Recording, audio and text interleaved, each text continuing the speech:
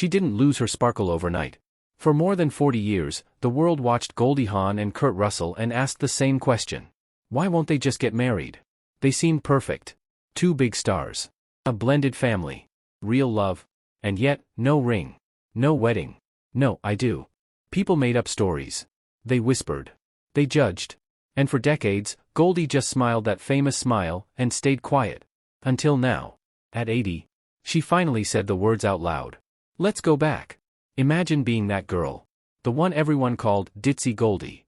The bubbly blonde who made the whole world laugh while carrying things no one could see. She grew up dancing. Fell in love young. Married a dancer named Gus. Thought that was her forever. It wasn't. Then came Bill Hudson.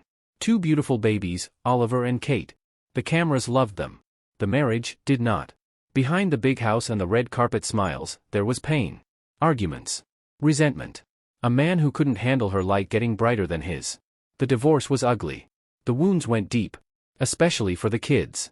Goldie kept smiling for the world. But something inside her started to change. She didn't want to be owned again. She didn't want to feel trapped by a piece of paper that could turn love into a contract. Then, Kurt Russell walked into her life. The set of Swing Shift. He was handsome. Funny. A little dangerous in that quiet way. And he looked at her like she was the only woman in the room. They clicked. Instantly. People thought, this is it. Finally. But Goldie had been burned twice. And Kurt, he understood. So one day they made a simple promise, let's just have fun, until we don't.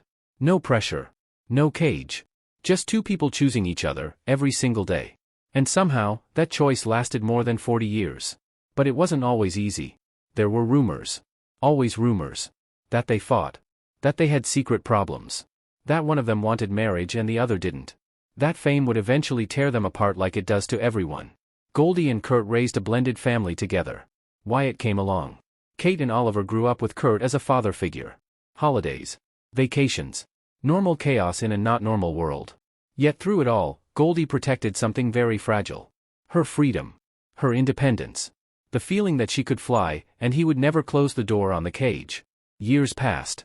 The laughter stayed. The love deepened. But time does what it always does. Bodies change. Faces change. The industry that once couldn't get enough of her slowly moved on to younger faces. There were quiet years. Health scares. The ache of watching her children become adults with their own complicated lives. The strange loneliness that can find you even when you're never truly alone. She built schools for kids through her foundation. She tried to heal the world a little because maybe she understood pain better than she let on. And still, the question followed her everywhere. When are you getting married? As if a ring could prove their love was real. As if 40+ years of choosing each other wasn't enough. Then she turned 80. And something shifted. In quiet interviews, in reflective moments, Goldie finally spoke the truth she'd carried for decades. She confirmed what the rumors had circled around for so long.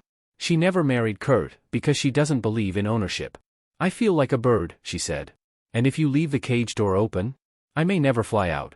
But if you close it, I'd probably take all my feathers off. She chose freedom. And in that freedom, she found something deeper than most married couples ever do. Real partnership. Real respect. Real desire that hasn't faded.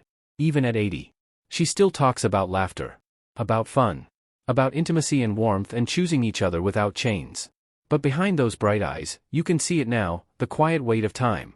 The girl who lit up the screen in Cactus Flower, the Oscar winner, the mother, the grandmother, is still carrying pieces of every goodbye, every heartbreak, every time she had to smile when she wanted to cry.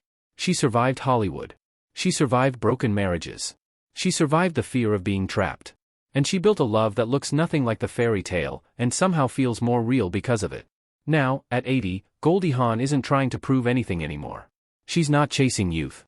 She's not hiding the lines on her face. She's simply living. Still laughing when she can. Still holding Kurt's hand. Still reminding us that love doesn't need a perfect story to be beautiful. It just needs to be chosen. Every day. Even when the world doesn't understand. Especially when the world doesn't understand. Because maybe that's what so many of us miss until it's almost too late. Love isn't about locking someone down. It's about leaving the door open. And watching them choose to stay. Every single morning. For 40 years. And maybe, for whatever years are left. Somewhere tonight, an 80-year-old woman with the most famous smile in the world is probably sitting with the man she never married. And they're still choosing each other. Quietly. Freely. Honestly. And that might be the most romantic thing of all. What do you think happens to love when we stop trying to own it? Drop your thoughts below. And if this story touched something in your own heart, you're not alone.